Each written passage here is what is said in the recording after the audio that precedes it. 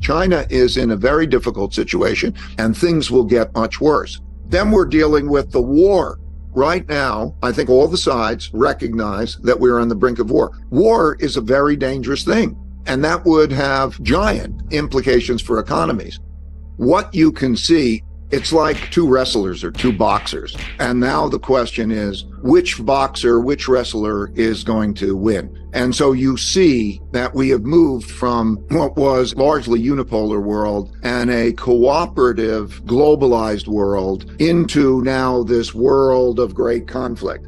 And so the question now is sort of which side is going to win? And then there are these rounds that we're encountering. And in this round, this one's doing well. And in that round, they're down. And we're looking at it like a football match or a competition. And so before I get into the particulars of China, and there's the particulars of the United States, and there's the particulars of the world, before we get into that, I think that, yes, I think it is clear that the basic picture that this is going to happen and that the sides are now lining up for a conflict that I laid out in the book. I think that that's happening.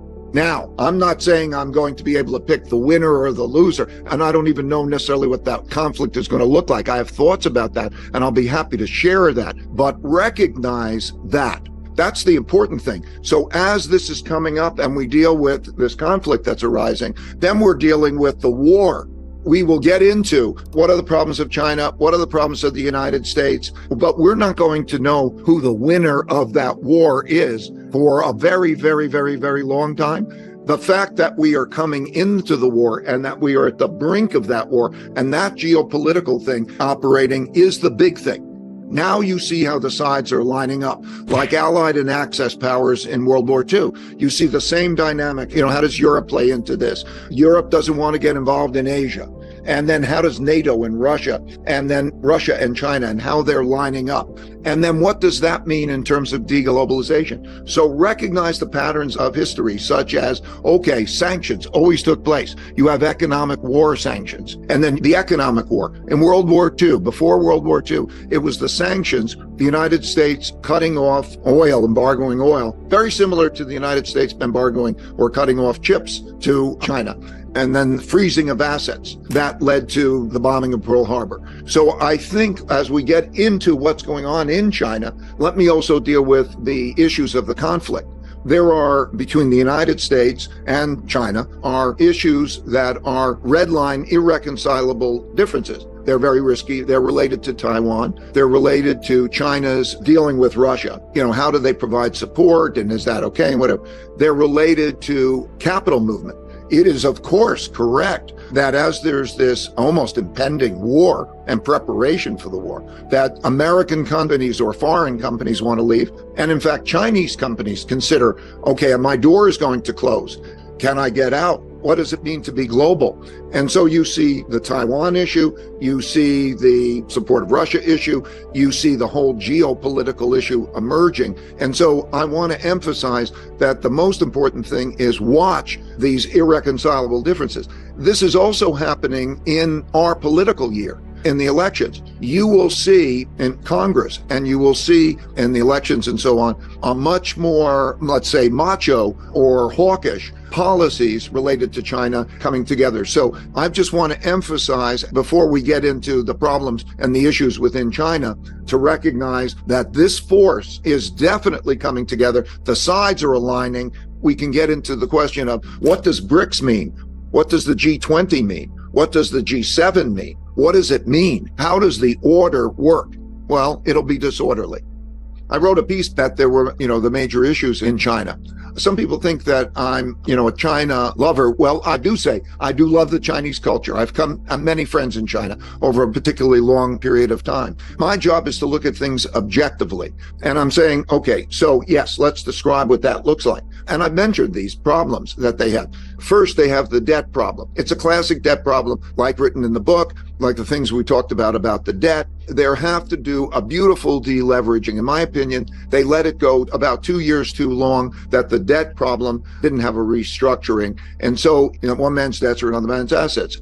And as it passes through the system, so that the real estate, which accounted for, 70% of all savings and about 25% of the economy, passes through the system. And also local governments were borrowing money and having money that became unsustainable. That has passed through. Big debt restructurings are very much political issues, because when the decisions are made as a result of how they're made, what are the haircuts? Who receives what? There are big impacts on wealth. So there's a big political issue associated with a debt restructuring. A beautiful deleveraging is still a pretty ugly thing. It's a very difficult thing. It's just done well. But anyway, that went on too long.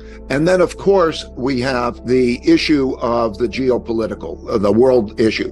In other words, the question is, which government will cause problems for investors? Or as we move toward an increased likelihood of war, and people are aware that if you're going to have a war, it's not going to be good to have your assets in that country that's having a war, particularly, let's say, if you're an American owning assets in China in that kind of an environment, that becomes a very risky thing. And then, of course, then that war dynamic means that there's a reallocation of resources to produce things at home and to make things, safer. And as a result, that has its implications. So China, yes, China is in a very difficult situation, and the geopolitical issues are important, and the capital issues are important. I think the real question in all of this is, are we going to have war, or are we going to have an intense competition? And right now, I think all the sides recognize that we're on the brink of war. War is a very dangerous thing, and that war can take the form of much more severe sanctions, let's say, economic sanctions and pain, and that would have giant implications for economies because of how they're intertwined. The economies are intertwined. It'll be very inflationary. It'll be very inefficient in terms of the productions. And so we're right now at the edge of that. Neither side wants things to get worse, but I think both sides would say that there's significant risk, that we're right at the edge of that brink. So yes, there are problems in China along those lines. There's a much more autocratic government, which, by the way, is what the classic pattern is. If you look at wars and such periods, which Xi, by the way, described, to summarize his view, is that there's the 100-year storm on the horizon. And if you look at periods of great storms on the horizon, or great storms when they encounter the great storms, that's the threat of collective decision-making. And so there becomes a much more autocratic governments, even in the United States during World War II. And of course, in other countries, you have to follow the rules and you will be severely punished, and it becomes much more autocratic. So there is that dynamic that also is counterproductive because it inhibits the flexibility of their economy. People are afraid to make decisions because it's a risky kind of environment. So that's what's going on in China. And that's in the context of, what's going on in the world and the relationships between them. The two main reasons: it is a very arduous, difficult politically thing to do because it allocates wealth, but they'll have to do it. And second is that after it, they still have to have a plan for those who were living on the debt. What happens with them? So, for example, the local governments. The local governments made their money by a combination of borrowing and selling off land for real estate purposes and so on.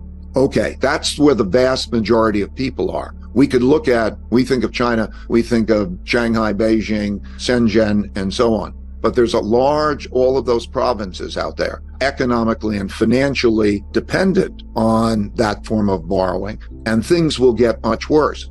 So the issue is, as they're wrestling with that, is how to deal with that. We now have just a new government. In other words, most everybody was replaced in March.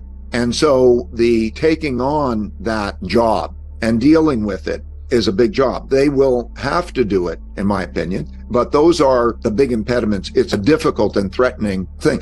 I should say that the Chinese have an excellent understanding of the cycles because their view of history started really before 212 BC. The 212 BC was when China was united under the Qin dynasty, and so they see these cycles. There's internal conflict about what to do. A lot of populism, in a sense, exists in China as it does in the United States. And there's that conflict. Then it leads to more autocratic, and it leads down this path. It's almost mechanical as one thing leads to another. This is a challenging thing for a new administration. It's going to be a very difficult thing. There's a sense in the United States that they are a growing threat. We're close. If we go to a military war, it'll almost certainly be the Taiwan issue.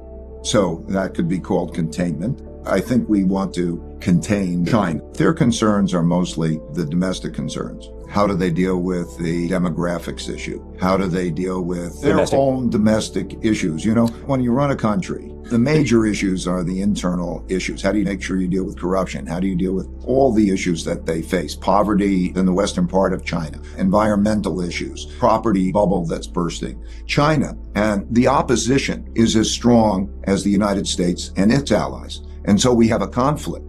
And there are 5 kinds of wars, and they start in this order, just sequentially, typically. A trade war, a technology war, a geopolitical influence war. Then you get into a capital and economic warfare, which we are now with sanctions. They always happened in history. And then there's a military war. And so you could see that progression happen through time. And that creates a template. China holds a lot of American debt. Yeah. Should we worry about that? I think they should worry about it. I don't believe that they'll sell the debt. And if they sold the debt, we would, again, like others, just print more money and it would depreciate in value. I think that they know, and have known for quite a long time, that the position that they have in that debt is something that they're going to have to stick with. The way it worked is they produced inexpensively. We all thought this was a good thing. I thought it was a good thing. And they earn money. And then they take a lot of that money that they earn and then they lend it to us. I remember when this started, the per capita income in the United States was 40 times the per capita income in China, and they're lending to us. So we borrow this money, and they buy our bonds, and I don't know who got the better or worse deal, but anyway, that's what happened. So look at it this way. It's a big thing. The population in China, the capitas, are more than 4 times that in the United States. Since I started going to China in 1984, per capita income has increased by 27 times. If it increased to half of what the United States is, that would mean its economy would be twice the size of the United States. So it's a big force. And simultaneously, given the risks in the world, they want to be self-sufficient. And similarly, the United States wants to be more self-sufficient, and other countries are wanting to be more self-sufficient because they're worried about being cut off. The main reason that China did not denominate its exports and trade in the currency and did not denominate its lending is that they didn't want to be a threat to the United States, because that's a threatening act. If the United States loses, now we were in a different era then, just to explain it. They became the largest trading country in the world. In other words, did more trade than any other. In terms of lending, international lending, they are the largest lenders, and they could have done that in their currency. They chose not to because they perceived that that would be a threat. They were not trying to disrupt the world order. But now we have a different set of circumstances worldwide. This leadership was the same, of the same mind. And I think is pretty much today, they don't want to disrupt the world order. But they want to be as great as they can be. They want to be as rich and powerful and so on.